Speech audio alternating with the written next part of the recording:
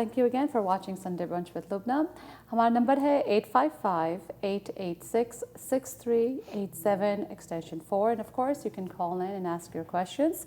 आज हमारे जो guest हैं बहुत interesting हम बातें कर रहे हैं different guests from different walks of life. Dr. Neelufar, I did want to go back to you और आपसे थोड़ा सा मैंने पूछना था which I think is important for people who are watching, especially when it comes to cancer. What are the advances right now in medicine that are out there, in your field especially? So I think, broadly speaking, one of the biggest advances over the last 2 decades has been screening and prevention of cancer. Right. So for women, getting mammograms and screening for breast cancer. For men, getting prostate cancer screenings. For skin cancer screenings. And that has, early detection has helped reduce the rates of patients dying from cancer because it's detected so much earlier. Exactly. And so, you know, the vast majority of patients with breast cancer and prostate cancer, for example, do not die from their cancer. It's no longer a death sentence. Right. There are other cancers which unfortunately we still aren't doing as well because we just don't detect them early enough, like lung cancer. But even in lung cancer, there have been recent advances where we can now screen patients who are at risk, patients who have a long smoking history or who've quit, but it's only been a few years that they've quit. And you can actually screen them with low-dose CT scans and find very, very small tumors that would never have been detected any other way. And those can be subjected to curative treatment, where it can either be operated on surgically, or we can treat it with radiation therapy, which is called stereotactic radiation therapy, which essentially focuses very, very high energy, very precise beams and completely gets rid of the tumor. So I think the single biggest message, and again, especially in our community, is that it's very important to do preventive care and to get screening. Same thing for colon cancer. We can be screened with colonoscopy, breast cancer with mammography, prostate cancer with blood testing and physical exam, and quite a few other cancers in that same way. That's made the biggest difference. Right. No, definitely, and that's really important. And I think again, these are some things that we need to talk about and address. And I think screenings is a very important thing too. And prevention is the best medicine. I think that's another thing too. Absolutely. Of course. And of course, अब time आ गया आपको पता है जब भी मैं अपना show करती हूँ तो topic मैं ज़रूर लेके आती हूँ. And today's topic I think is such an important. I mean, all of my topics are important, but today's topic that I'm discussing is about illiteracy. I'm talking about education and especially teaching kids how to read. And I wanted to ask you, the first question is that living here in the U.S., obviously, we see kids, we always hear about different things. Why do you think it's important for them to be literate? And when I'm saying that, I'm saying about why it's important to read a book with your child, or why it's important to, sit down and just instead of just watching TV and playing games. पढ़ना ज़रूरी क्यों है? That's the question. We'll start off with. That's a very good question. I think it's important for so many reasons. One is to expand their vocabulary, to expand their horizons, and to give them the tool to seek information for themselves proactively, rather than just absorbing whatever is being fed to them by the media, for example. So if a person can read and write, and read especially, they have access to so much information.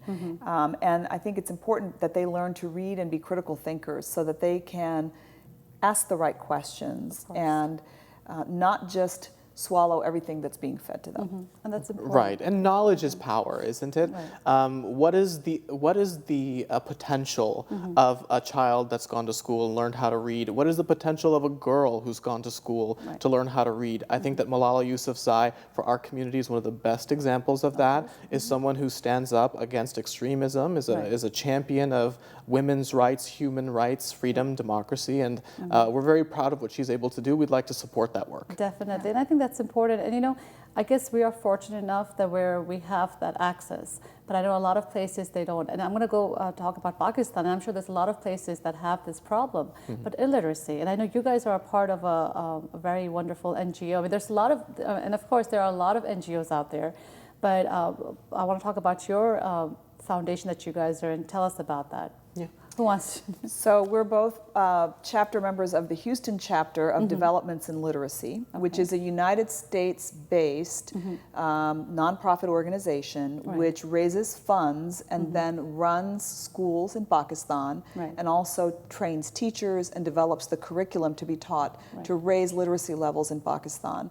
And the work of DIL is especially focused in some of the rural areas and also in urban slums where access to education is a big issue. Right. And you know, when you're saying that about, you know, this foundation, about the kids back there, and you know, again, we're fortunate here, but a lot of places, and you know what, I'm just going to say it, you know, हमारे community में अभी तक ये मसला है. We still have this problem that girls should not be educated. Right. They feel, most parents, and again, we're different here because we're living here, they feel, you know what, beta hai, he has to go ahead and get education.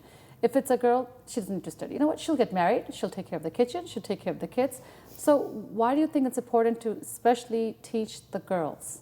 What do you guys say? Well, it's been demonstrated by research that's well publicized that women who are educated, even just through the elementary level, say through 5th grade level of education where they can read and write, those women have healthier children, they have a lower infant mortality rate, and their own children go on to become better educated, healthier, and more productive members of society. There's also lower instances of domestic abuse. These women are able to earn money for their families and able to support their villages. One of the things that our organization, DIL, will do, will try to find areas where there isn't access to education for girls. It's a particular focus for our organization. 68% of the students that are enrolled in our schools are girls, compared to the national average, which is 48%. And that's not an incremental improvement. That's a game-changing type of improvement. And if we can demonstrate the benefits of having educated girls to a community, then the community gets on board. Of course. And I do want to give out the number again if you'd like to call, 855-886-6387. And going back to the DIL Foundation, what makes you guys different than the other foundations? And you know, it's a strange question I'm asking. I think a lot of people being here in the US and in Canada and the UK, they're doing a lot of different things to help out, you know, besides just taking care of ourselves over here, we also are doing something for doing what we can in our part. What makes you guys different than other NGOs? I think it's a very important question because most people are approached by a variety of different organizations who all want your money. You know, everybody needs funds to do whatever it is that they're doing. What attracted me to DIL is, number one, it's a smaller organization. We educate about 21,000 students each year in Pakistan. I liked the fact that it was based and originated in the United States. All the financial information is audited here in the United States. Oh, it is audited. So it's very transparent. And in my case, I personally knew the people who had begun the organization, and I had a lot of trust in the fact that the money was going to the right place. The other thing that DIL does very, very well is there's a lot of accountability on the ground in Pakistan. So we're not just building schools or staffing schools and then just kind of leaving them to do their own thing. They're very carefully monitored. There's people that go out in the field to actually check and see, is the school happening? Are the teachers showing up? What's going on out there? And they report back. So there's a very good quality assurance program on the ground over there, which I think makes a big difference. Of course. And it's not just that DIL educates children, it's how DIL educates children, which makes us so unique. Our focus is on training teachers to not just have students do rote memorization, but to have train students to learn critical thinking skills. And the training that teachers receive happens several times per year. The average teacher training is 80 hours per year of training compared to the national average in Pakistan. The national average in Pakistan, a teacher is trained once every 7 years. Wow. We've all had that teacher that's inspired us to be more, one of those right? And so we want our teachers to be those teachers for our students, and we've got some fantastic results to share with you from that. Of course, and you know, and going back to all these different places where people can donate money, and it's not about just, and this is not honestly speaking, this is not where I just want to just talk about this, but I think a lot of people, what they're afraid of, and honestly speaking, कि हम पैसा देंगे तो ये पैसा क्या उसकी गाड़ी के लिए जा रहा है या कि वो घर अपना बड़ा बना लेगा या ये पैसा really वहाँ तक जा रहा है. Because living here in the US, we want to give back to the community. And it's not just Pakistan, India, right here. but we don't know कि पैसा सही जगह जा रहा है, ये सही तरह का इस्तेमाल होगा. When you said that it's actually audited, it's something where someone says, you know what, I want to donate money, but हमें कैसे पता है पैसा सही जगह जा रहा है? But when you have that, then I think that makes a world of a difference. Yes, DIL is registered nonprofit charity in the United States. Right. It has had a 4-star ranking on Charity Navigator for many years running. It's the maximum rating. What that rating means is that, number one, the accounting is transparent. Number two, that the percentage of every dollar that somebody gives, what percentage of that is actually getting to the programming. Exactly, that's the biggest right. Thing, right? And how much of it is being used for administrative costs and paying people's salaries. And DIL does a great job of that. And roughly 87 to 89%, depending on the year, of every dollar goes to the actual schools, the actual programming, actually educating those children.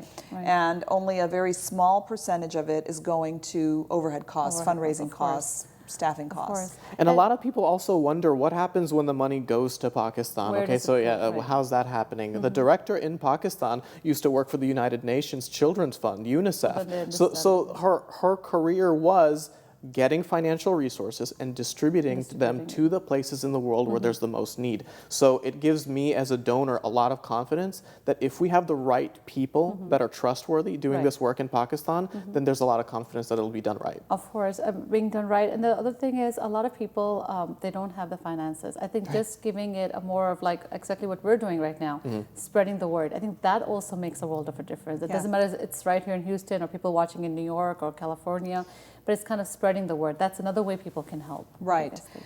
And, there's a website, dil.org, DIL.org. People can go read about all the work that's being done. They can donate online. And the other thing I want to say is, no amount is too small. It takes very little in US dollars, for example, to provide it. $100 provides an entire year's education for a child in a DIL school. $600 takes a child all the way from kindergarten through 5th grade.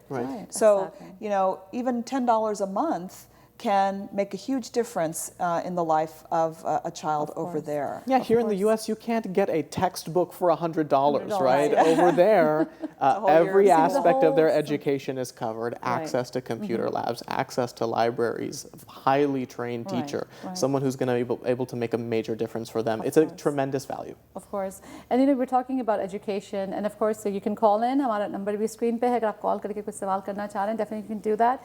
And I know we're talking about the DIL Foundation, but coming back a little bit about, because we're talking about girls and literacy. And again, no offense to the boys, but again, the way our community still is, and doesn't matter, we still have that in our community, which is a sad thing. A lot of people think, ladki hai, usko na padhao.